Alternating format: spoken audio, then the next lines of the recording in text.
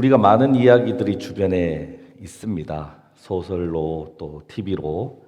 그 중에 토끼가 주인공인 이야기들이 들어 있는데요.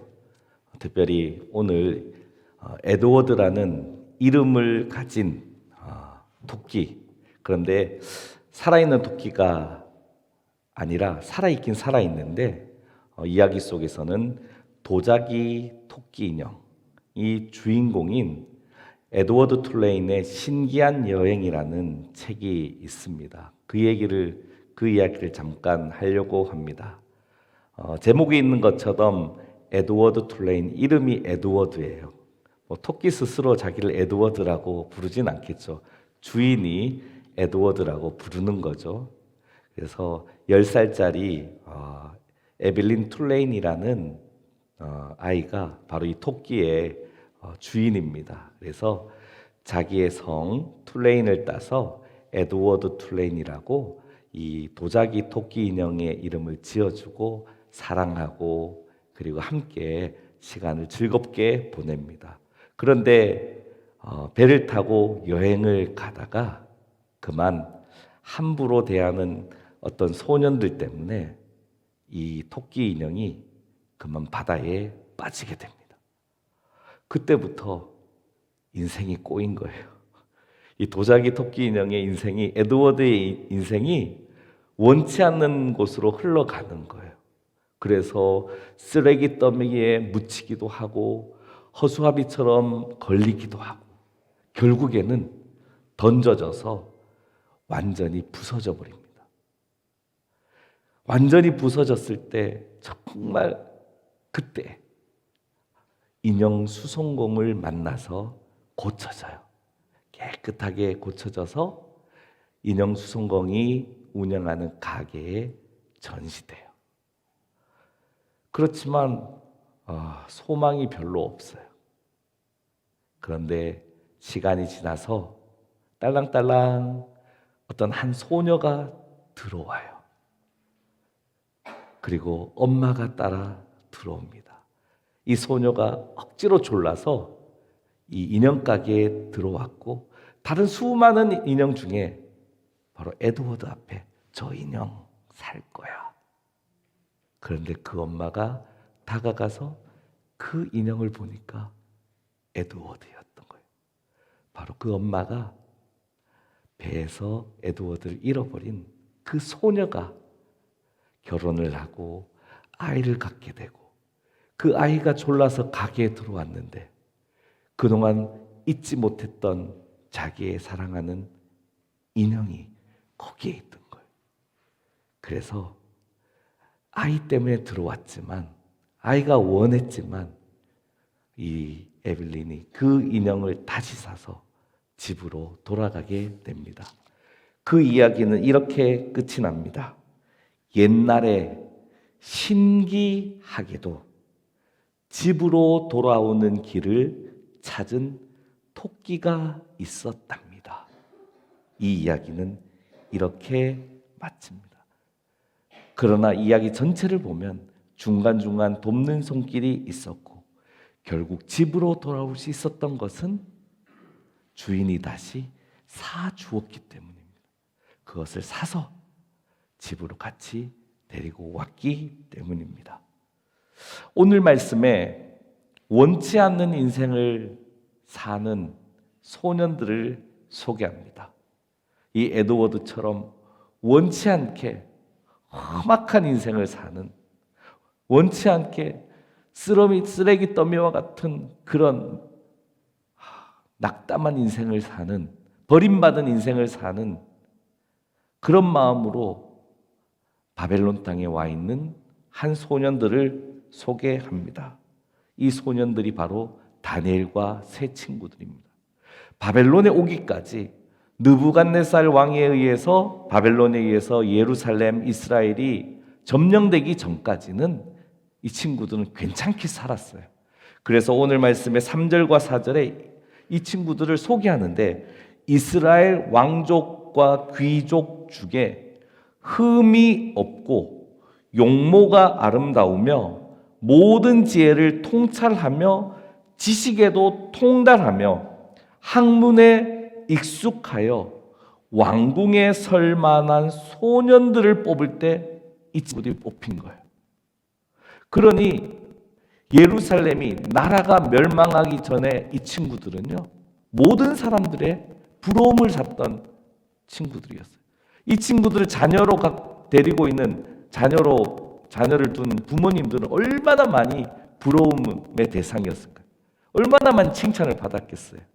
그런데 하루아침에 나라가 망하고 원치 않는 포로가 된 겁니다. 노예가 된 겁니다. 그런데 당시에 이스라엘은 이런 생각이 있었죠. 하나님께서 약속하신 땅에 들어와서 이 약속의 땅을 본인 스스로 떠난 사람도 있지만 억지로 떠난 사람 있잖아요. 끌려가는 사람. 그러면 이 사람들은 뭔가 하나님께 잘못한 겁니다. 얘들이 평소 너무 잘해. 모범적이야. 그런데 알고 보니까 그 속에는 죄악이 있는 거죠. 그렇지 않으면 하나님이 버리실 이유가 없잖아요. 하나님이 굳이 왜 잘하고 있는 이 사람을 저주를 줘서 포로로 끌려가게 만듭니까? 다니엘과 이 세 친구는 이스라엘 땅에서 바벨론으로 끌려오는 동안 사람들에 의해서도 저 친구 뭐 문제가 있지. 하나님 괜히 포로로 끌려가게 하겠어? 자기 자신도 내가 하나님께 버림을 받았는구나. 내가 무슨 죄를 내가 알지 못한 죄를 지어서 하나님께 저주를 받았구나. 그런 고민과 생각을 하게 된 것입니다.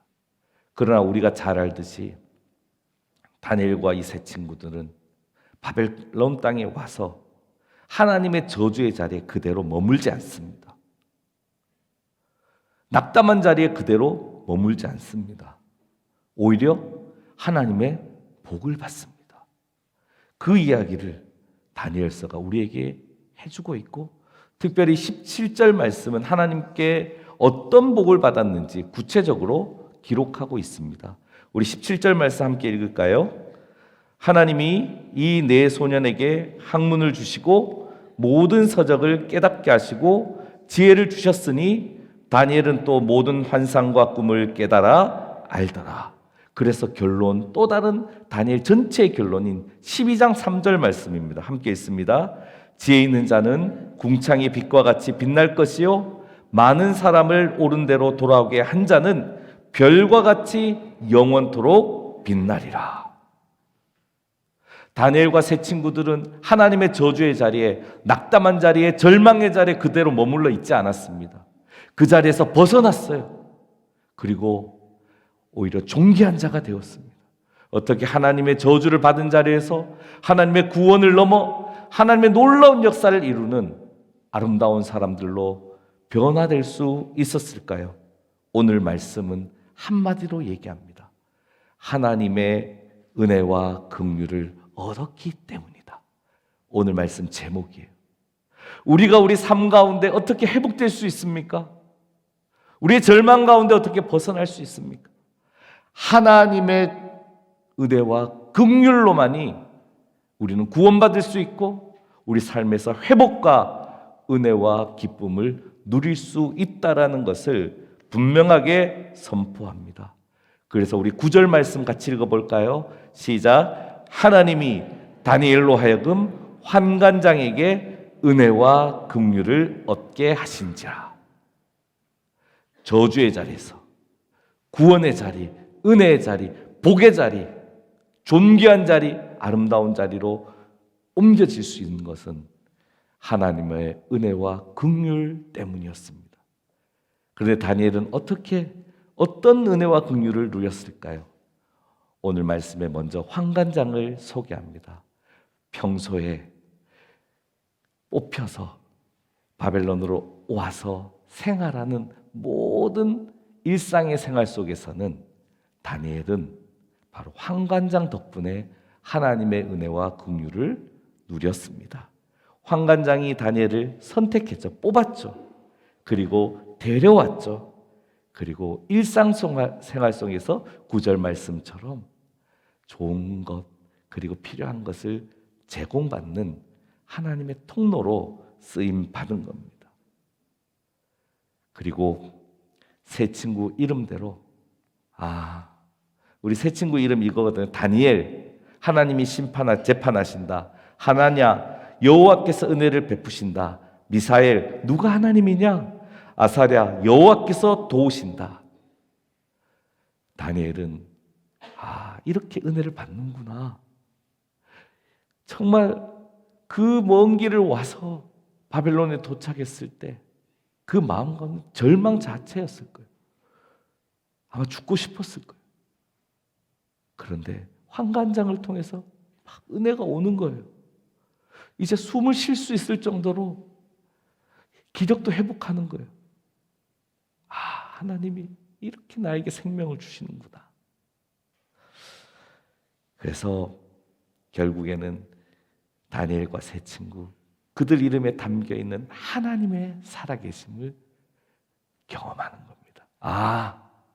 우리 하나님은 저기 고향 이스라엘 예루살렘 성전에만 계시는 하나님이 아니라 우리 하나님은 하나님이 사랑하는 백성, 자녀들과 함께 동행하시고 이 바벨론 땅 여기까지 우리와 함께 하시는 하나님이구나. 하나님이 나를 버리지 않았구나. 내가 하나님의 저주를 받아서 이곳에 온 게 아니구나 라는 것을 깨닫게 된 것입니다.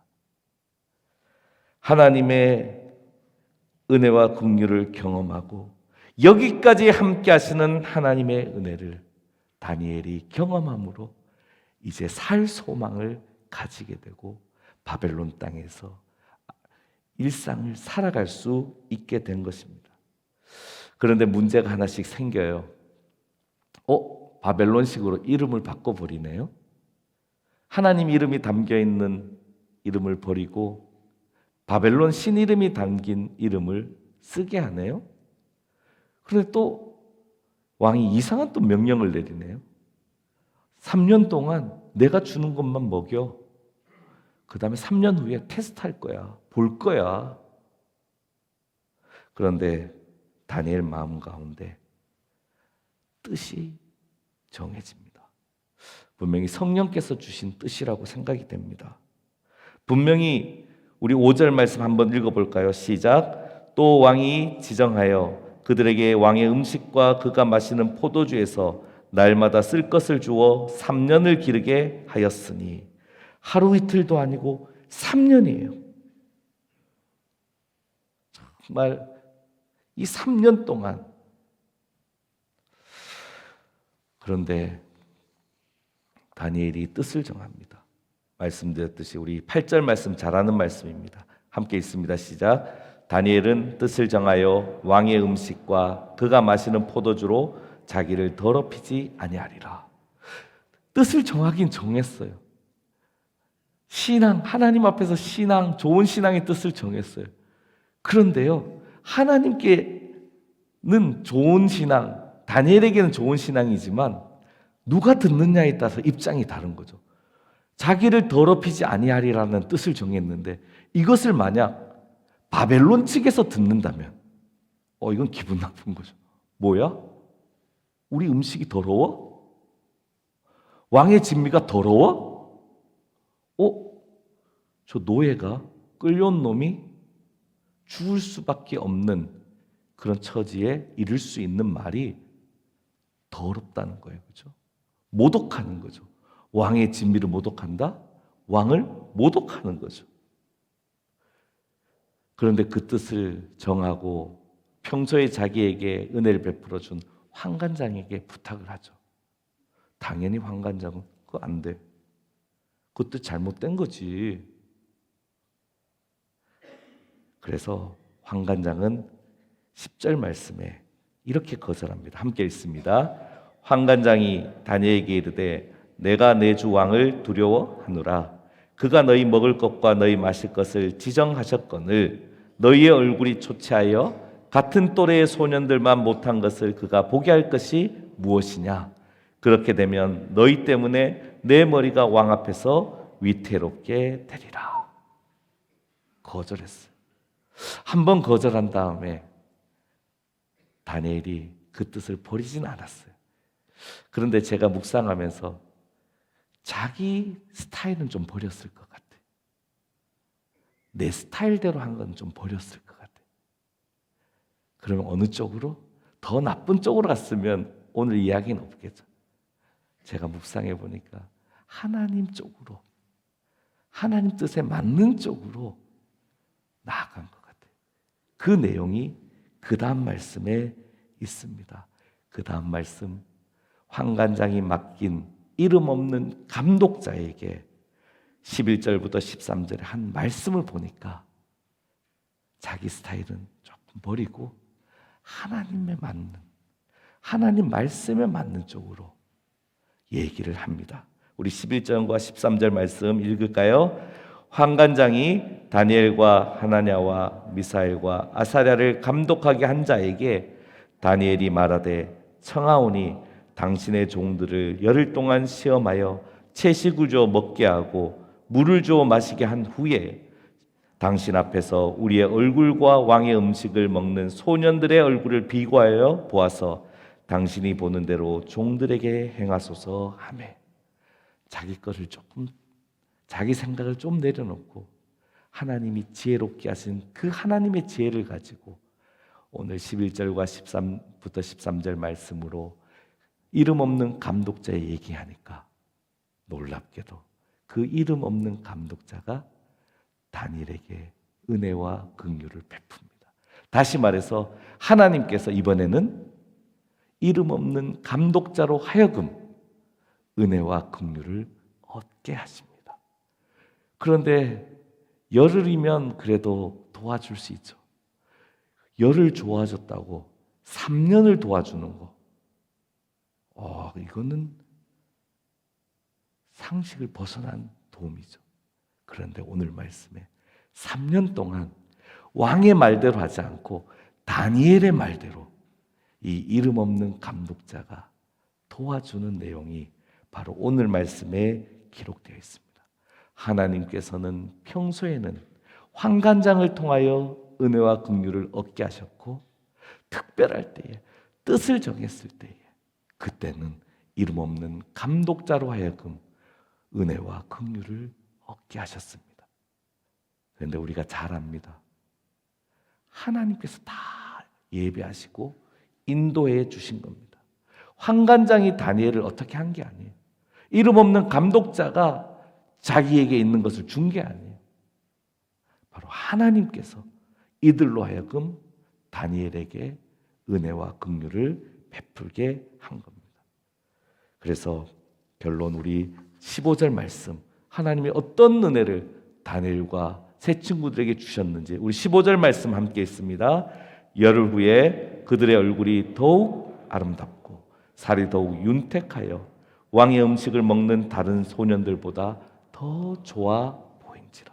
더 좋아 보이게 하나님께서 해주셨어요. 그리고요 17절 말씀 우리 앞에서 읽었지만 다시 한번 읽습니다. 시작. 하나님이 이 네 소년에게 학문을 주시고 모든 서적을 깨닫게 하시고 지혜를 주셨으니 다니엘은 또 모든 환상과 꿈을 깨달아 알더라. 지혜만 주신 게 아니라 덤으로 환상과 꿈을 깨달아 알도록 하시는데 이때 받은 은혜로 나중에 느부갓네살 왕의 꿈을 알고 해석하게 하는 그때 다니엘이 사용하잖아요. 그리고 약속된 3년이 지납니다. 이제 다 느부갓네살 왕 앞으로 가는데 거기서도 하나님의 은혜와 긍휼이 있습니다. 우리 19절에서 20절 말씀 같이 읽을까요? 왕이 그들과 말하여 보매 무리 중에 다니엘과 하나냐와 미사엘과 아사랴와 같은 자가 없으므로 그들을 왕 앞에 서게 하고 왕이 그들에게 모든 일을 묻는 중에 그 지혜와 총명이 온 나라 박수와 술객보다 10배나 나은 줄을 아니라. 더 좋아 보인지라 더 좋아지게 하셨고 그리고 누구보다 10배나 낫게 하시는 그런 하나님의 은혜와 긍휼을 다니엘은 받아 누리게 된 것입니다. 하나님께서 주신 겁니다. 사랑하는 성도 여러분, 다니엘과 세 친구들이 어떻게 저주받은 자라는 그런 생각에서 구원받을 뿐만 아니라 하나님이 사용하시는 아름다운 사람, 여기까지 하나님이 우리를 인도하시고 여기까지 하나님이 함께 하시는구나 라고 깨달을 수 있었습니까? 그것은 하나님이 함께 하시면서 은혜와 평강을 주셨기 때문이고, 하나님이 필요한 때에 필요한 사람을 옆에 세워주셔서 하나님의 은혜의 통로로 사용하였기 때문입니다.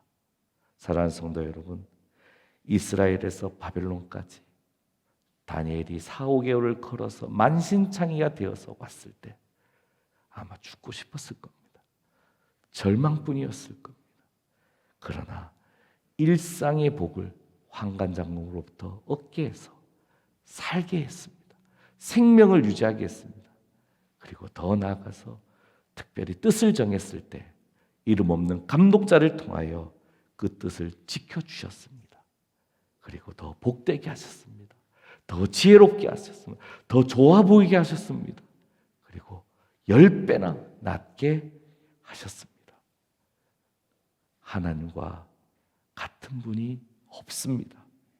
하나님께서 갑절이 아니라 10배나 낫게 하셨습니다. 하나님께서 좋게 하셨습니다. 그러므로 하나님께서 좋게 하신 것이 좋은 겁니다. 세상 것을 얻어서 좋아진 게 좋은 것이 아니라 하나님께서 좋게 보이게 하실 때 좋아진 겁니다. 하나님께서 1배를 더 주셔도 하나님이 더 주신 게 은혜입니다. 그런데 하나님이 30배, 60배, 100배까지도 주신다고 우리에게 약속하고 있습니다. 어느 책에 실린 미 중서부 지역에 사는 농부들의 이야기입니다. 이 지역은 폭풍이 눈보라가 너무 몰아치면 마당에서도 자기 앞에 보이지 않는다고 합니다. 그래서 풍습이 집 뒷문에서 헛간까지 로프를 메어두는 풍습이 있다고 합니다. 눈보라가 치면 그거 잡고 다니는 거예요. 그런데 만약 놓치게 되면 안타깝지만 바로 앞이 문인데 거기서 쓰러져서 죽게 되는 그런 사고도 있었다고요. 사랑하는 성도 여러분, 그 로프를 잡고 있으면 살 수 있습니다. 어떤 풍랑이 쳐도 살 수 있습니다. 그런데 하나님께서 우리와 하나님 사이에 십자가의 로프를 묶어주셨잖아요. 메어주셨잖아요. 우리가 그 십자가 붙들고 있으면 어떤 세상의 눈보라가 치더라도 살려주실 뿐만 아니라 구원해 주실 뿐만 아니라 더 좋아 보이게 하시고 10배나 낫게 하시는 은혜와 긍휼을 얻게 하시는 하나님이심을 우리가 함께 고백하기를 원합니다. 우리가 확신하기를 원합니다.